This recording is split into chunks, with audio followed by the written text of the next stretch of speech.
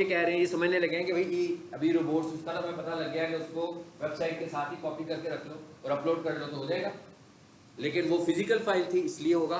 ये जो वर्डप्रेस है यहाँ पर जो फाइल होती है वो फिजिकल फाइल नहीं होती है, यहाँ पर जो फाइल होती है वो वर्चुअल फाइल होती है। इसका मतलब फाइल ही नहीं होती वो वर्डप्रेस के अंदर ही जाकर हम कुछ करेंगे तो रोबोट बन जाएगा, इसलिए हम उसको बोल रहे हैं वर्चुअल, कि वो फिजिकल, इसमें मैं फाइल क्रिएट ही नहीं कर रहा, ठीक है। मतलब इसमें कोई ऐसा काम नहीं करूंगा जिसमें मैं डिस्क पे फाइल को रखूंगा, बल्कि मैं वर्डप्रेस में ही जाके कर लूंगा। लेकिन उससे पहले जरा ये समझ लेंगे वर्डप्रेस का कंट्रोल पैनल हम कैसे खोलते हैं।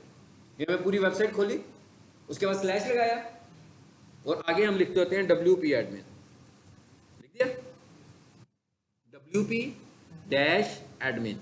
ये क्या है, जैसे मैं कह रहा था ना कि हमारी जो वेबसाइट थी उसका सी पैनल था, इसका एडमिन पैनल है जिसको हम बोल रहे हैं WP डैश एडमिन। ये लिख के मैंने एंटर किया, आ गया। अब ये जो यूजर नेम और पासवर्ड आ रहा है, हो गया लॉगिन। ये वर्डप्रेस का इंटरफेस आ गया। अब अगर आप उस स्लाइड में आकर देखो तो ऐसी शक्ल नहीं नजर आ रही, कुछ नीचे आकर देखें ऐसी शक्ल है ना, ये स्क्रीनशॉट लिया हुआ है मैंने यहाँ से। अच्छा अब वापस आ जाए इसमें। क्या कह रहा था, कहाँ जाना है आपको, कह रहा था आपने जाना है योस्ट एसईओ में, ये लिखा हुआ था, ठीक है। योस्ट के बाद क्या कह रहा था, टूल्स, चेक कर लें स्लाइड में, ये लिखा हुआ है ना एसईओ, एसईओ के बाद टूल्स, टूल्स के बाद फाइल एडिटर।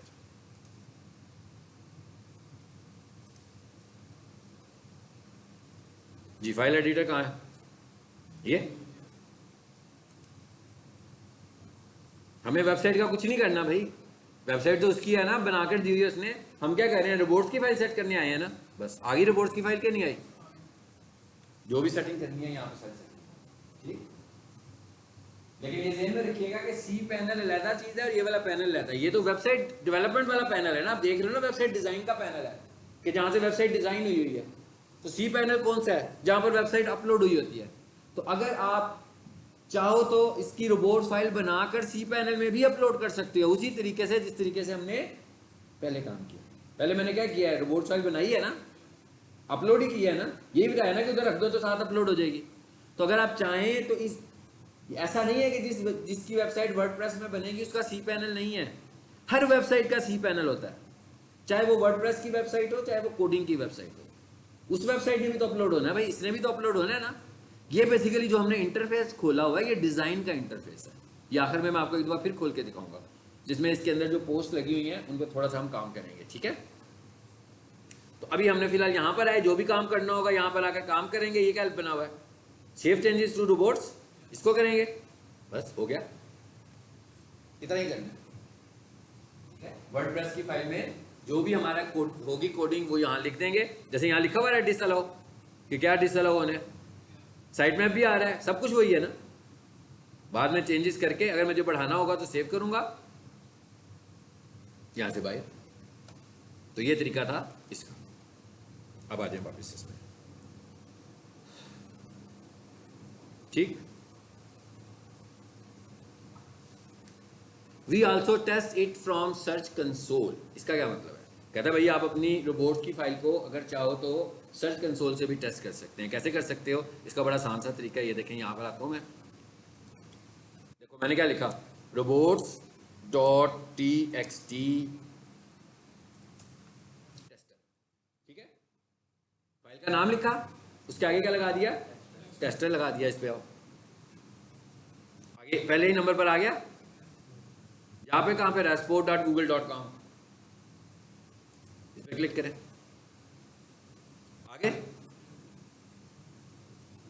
फिर क्या कह रहे हैं, ओपन रोबोट टेस्टर, यहाँ पे क्लिक करें। तो ये बात समझ में नहीं आएगी, वीडियो फिर देख लेना, दोबारा देखेंगे आपको पता लग जाएगा। मैंने क्या किया, गूगल से जाकर सर्च किया, क्या सर्च किया,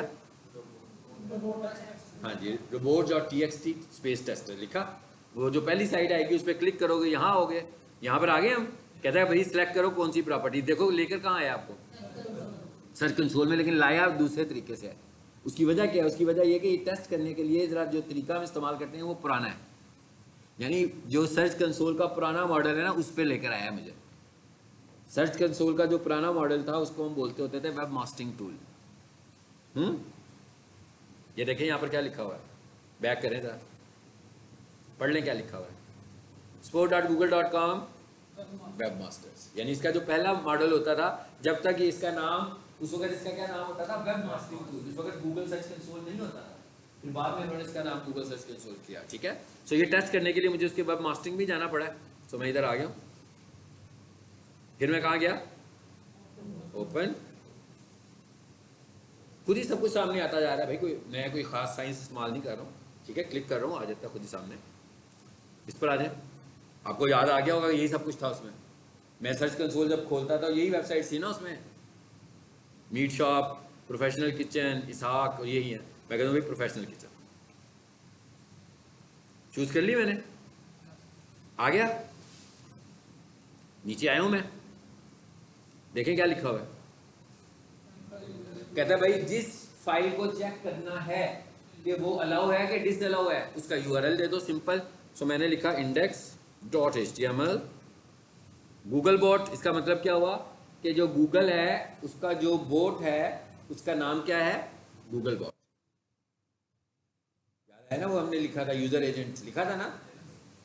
तो वो क्या कह रहा है आगे, किस पे चेक करना है इसको? गूगल बोट पे। टेस्ट क्या लिखा हुआ है? अलाउ। अगर आपने कुछ डिस अलाउ किया होगा तो यहाँ पर डिस अलाउ लिखा हुआ है कि ये अलाउड नहीं है। ये टेस्ट करने का तरीका है कि क्या आपकी फाइल अलाउड है कि डिस अलाउड है। ठीक है, ये उसको देखने का तरीका है। चलो ये काम खत्म हो गया हमारा एक। इसमें जरा वापस यहाँ पर जरा वो वाली फाइल देखें जो हम प्रीवियसली पढ़ चुके हुए हैं, कैनोनिकल। आगे कैनोनिकल के एंड पर जाए, जरा देखते हैं क्या है। ये क्या कह रहा है?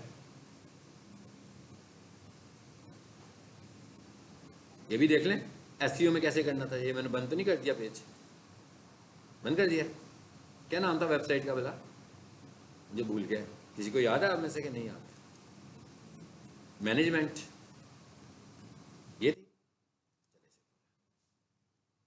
प्रीवियस क्लास में हम लोगों ने क्या पढ़ा था? फिर ले लूं, वेबसाइट खोलने लगूं फिर मैं वर्डप्रेस वाली।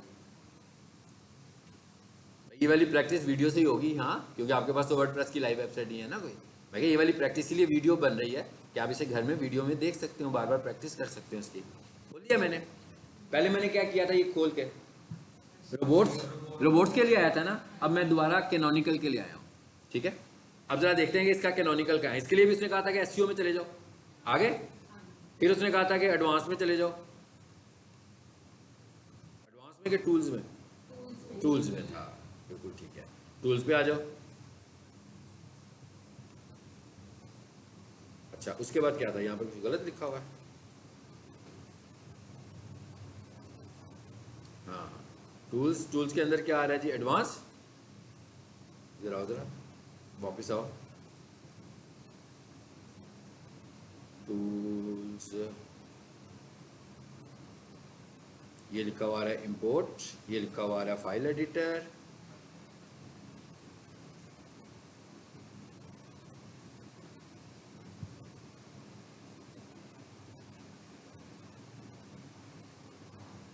फिर दोबारा देख लेते हैं।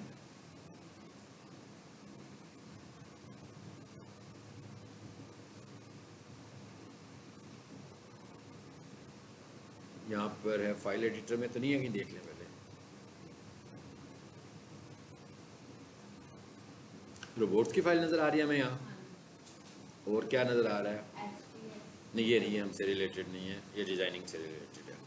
अच्छा, और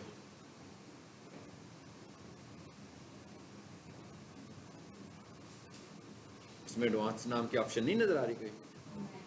सेटिंग्स है, सेटिंग्स में जाकर देख लेते हैं।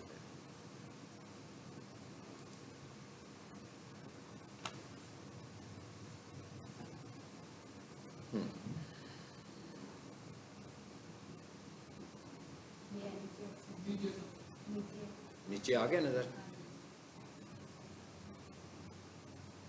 कहाँ पर है बोला? ये आ गया बस।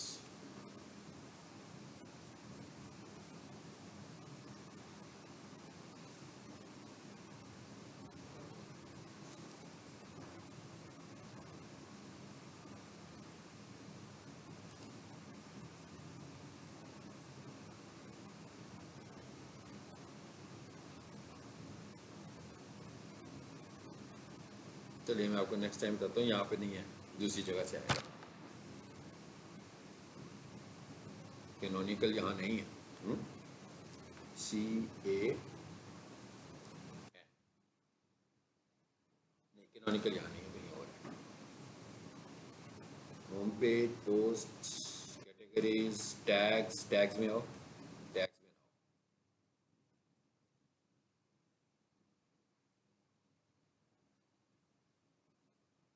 चलिए इसको मैं अगली क्लास में बताऊंगा। ये मेरा ख्याल है इसका प्लगइन यहाँ अपडेट नहीं हुआ हुआ।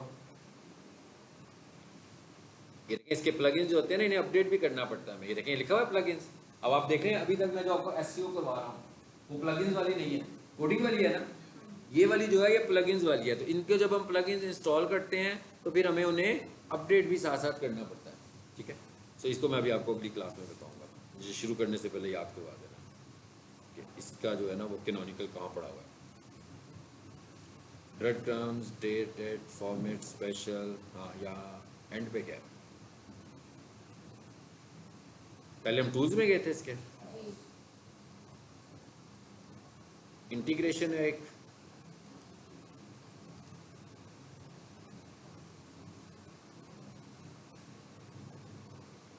अच्छा एक सेटिंग्स थी, एक जनरल था। जनरल में देख लें पहले, नहीं है तो फिर मैं बाद में करा।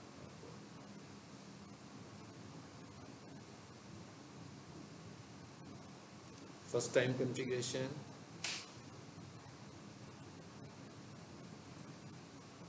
Leave it, next time. अच्छा अब यहाँ पर एक चीज़ और देखनी थी हमने, ये नो इंडेक्स। पहले हम क्या कर रहे हैं, पहले हम सारी के सारा काम रोबोट्स की फाइल में कर रहे हैं। अब वो ये कह रहा है कि ये वाला काम अगर आप चाहें, जैसे भी हम कह रहे हैं ना रोबोट्स को, तो मैंने कह दिया कि सब कुछ अलाउ डिसअलाउ जो भी किया, उसके बाद मैंने कहा फॉर द टाइम बीइंग मुझे अबाउट अस में जाकर थोड़ा सा नो इंडेक्स करना है। ये कह रहा था ना कि इसको इंडेक्स नहीं करो, तो कहता है भाई ये वाला कोड आप उस फाइल के अंदर लगा लो। क्या है? Meta name equals to robot, content equals to no index. इसका मतलब क्या हुआ? इसका मतलब हुआ रोबोट्स की फाइल में जो भी लिखा हुआ है, जो भी ये तो HTML की फाइल में है, तो उसको ओवरराइट कर देगा। तो कहते हैं आप इसको ऐसे लिख सकते हो। क्या कोड क्या था ये? इसको मैं कॉपी करता हूँ। फॉर एग्जांपल मैं कहता हूँ मेरी ये वाली फाइल है, ये HTML फाइल है जिसको मैं नहीं करवाना चाह रहा। रिकॉर्डिंग ऑन है, ठीक है, ऑन है ना, ये देखिए बटन आ रहा है ना सामने। तो मैं कहता हूँ भाई ये वेबसाइट थी, फॉर एग्जांपल थोड़ी देर के लिए हम सपोज करते हैं कि ये जो गैलरी वाली फाइल है ना, हम इसको नहीं करवाना चाह रहे। तो मैं इस पर राइट क्लिक किया, एडिट किया, हेड में आए, बस इतना सा। मगर ये अब आपको याद रखना है कि अगर आपने 1 महीना इसको नहीं करवाना, तो 1 महीने के बाद आपने इसको करवाना भी है, तो उस वक्त फिर मैं क्या करूंगा, इसको निकाल दूंगा यहाँ से। क्या मतलब? निकालने का क्या मतलब कि इसका क्या मतलब? इसका क्या, इसका ये मतलब है कि पहले हम क्या कह रहे थे, पहले हमने रोबोट में जाकर डिसअलाउ किया, नहीं करना, ठीक है। अब वो ये कह रहा है कि आप ये काम फाइल लेवल पे भी कर सकते हैं। हमने रोबोट्स की फाइल में जाकर कहा कि अबाउट अस को नहीं करो। अब हम क्या किया, अब हम गैलरी की फाइल में ही आ गए सीधा, और हमने कहा भाई इसको इंडेक्स नहीं करना। तो यहाँ कर हमने क्या लिख दिया, मेटा, मेटा के थ्रू ये इंफॉर्मेशन दे दी कि meta name equals to robot, content equals to no index. तो भाई रोबोट जो है नहीं करना, यानी इसको इंडेक्स नहीं करना। लेकिन जब आपको लगेगा कि भाई इसको इंडेक्स करना है, ठीक है, तो फिर हम इसको दोबारा से इंडेक्सिंग शुरू भी करा देंगे। देखते हैं ये क्या चीज़ है। इसे छोड़ देते हैं, इसकी जगह लगा लेते हैं।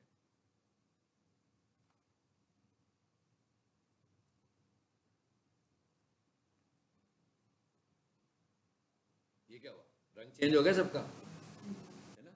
ये बताने लगो क्या चीज़ है ये।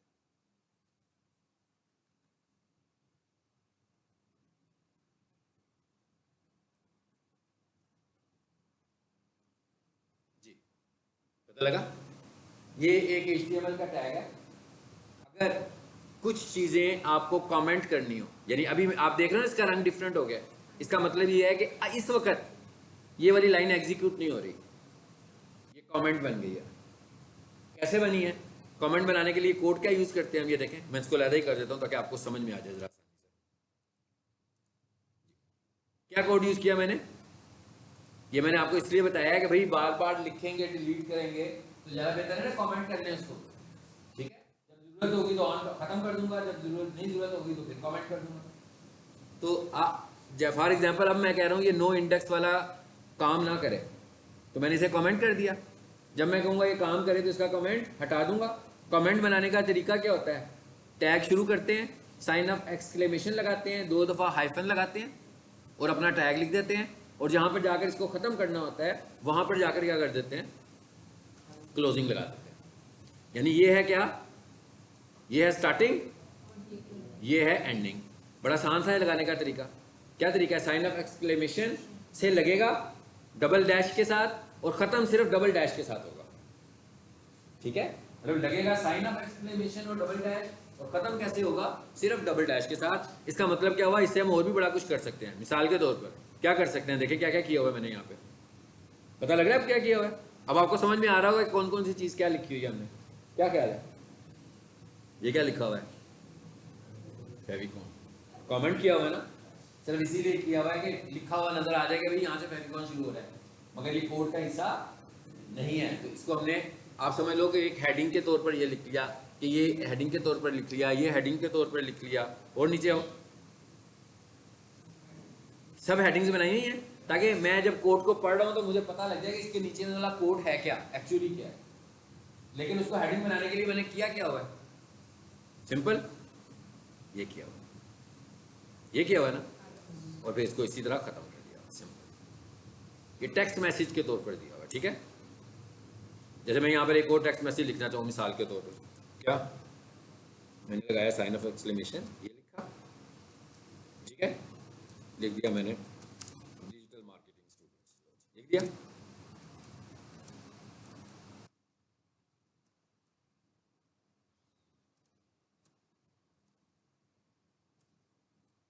AM पता लग गया ना क्या लिखा मैंने?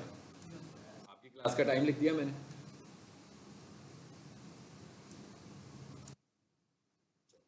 खत्म होगी बात। मैंने कोई भी पॉइंट लिखना हो अपने लिए, अपनी मेमोरी के लिए, अपनी याददाश्त के लिए, तो इस तरीके से मैं उसको इसमें लिख सकता हूँ। इसको मैं खत्म कर देता हूँ, तो मैंने आपको समझाने के लिए किया सिर्फ। लाइन खत्म करनी हो तो लाइन नंबर पे क्लिक करें तो पूरी की पूरी लाइन डिलीट हो जाएगी, ठीक है? वो हाईलाइट करने की ज़रूरत आपको नहीं पड़ती। क्लियर हो गया जी यहाँ तक? इसका भी पता लग गया?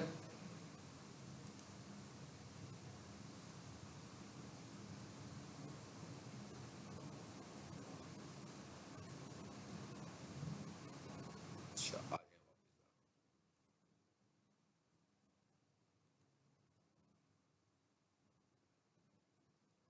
कौन कौन सी फाइलें हैं इसमें आ जाए।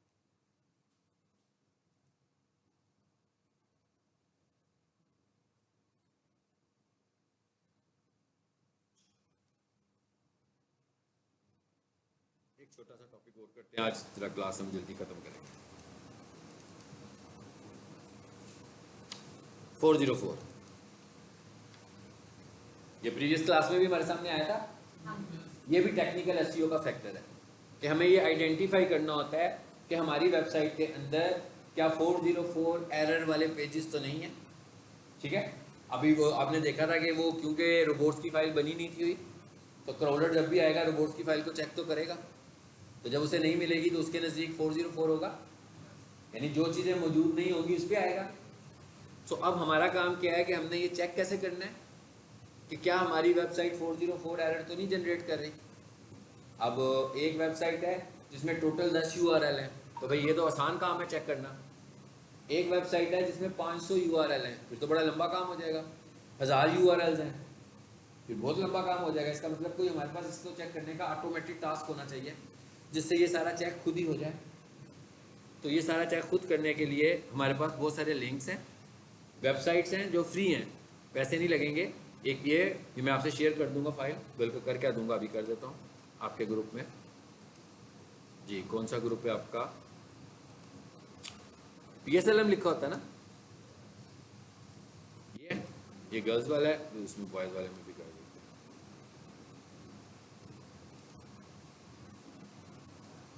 कौन सी फाइल खोली थी मैंने? 404 शेयर तो नहीं की मैंने पहले से? नहीं की ना। 404 23 में थी मेरा ख्याल है, नीचे आ ही गई है वैसे तो। यहाँ भी है कि नहीं है? उसी में थी, चलो वापस आ गया।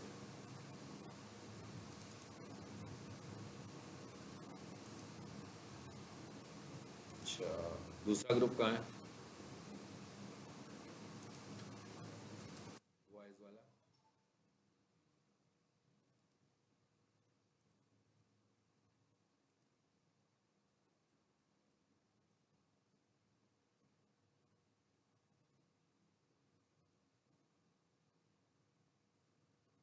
अब कहाँ गई?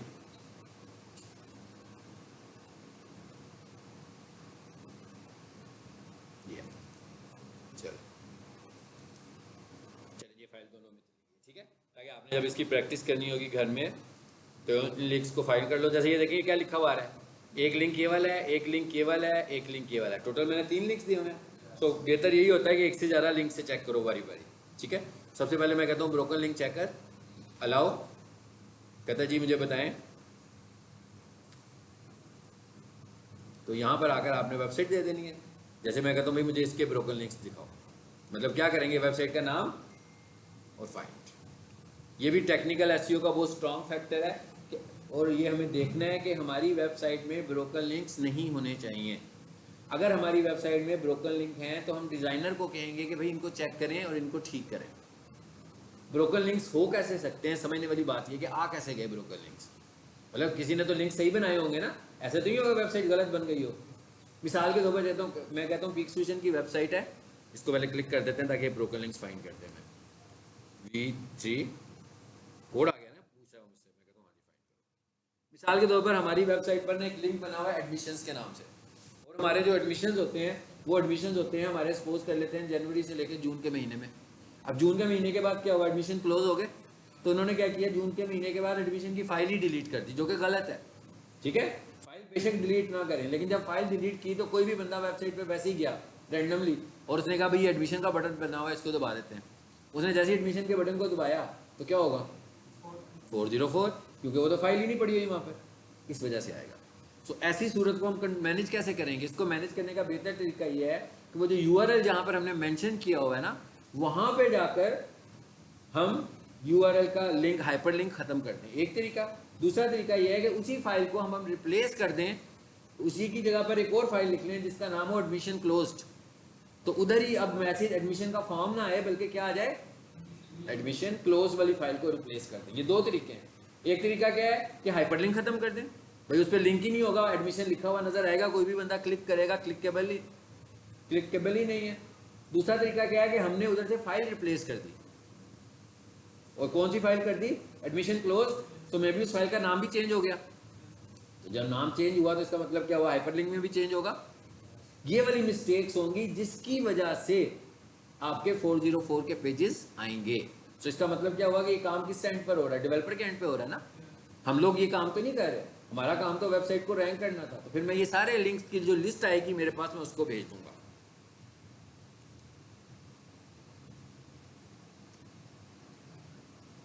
क्या कहता है, अच्छा कहता है भाई इसको मुझे नहीं समझ में आई, चलो दूसरी फाइल खोल कर देख लेते हैं। कोई Ahref खोले, कोई और वेबसाइट दे देते हैं। कितनी सारी आ रही होंगी, यहाँ पर कोई आ रही है कि नहीं आ रही है, HTTPS। अच्छा क्या कहता है, देने का क्या तरीका है, कहता है भाई सीधा सीधा लिखो stars.edu.vk, आ गया मैसेज। क्या कह रहा है इसमें, ओके कोई प्रॉब्लम नहीं है इसमें, ठीक है। मतलब जिस वेबसाइट में ब्रोकन लिंक्स होंगे, kips.edu.vk, मेरा ख्याल है यही है उनकी साइट।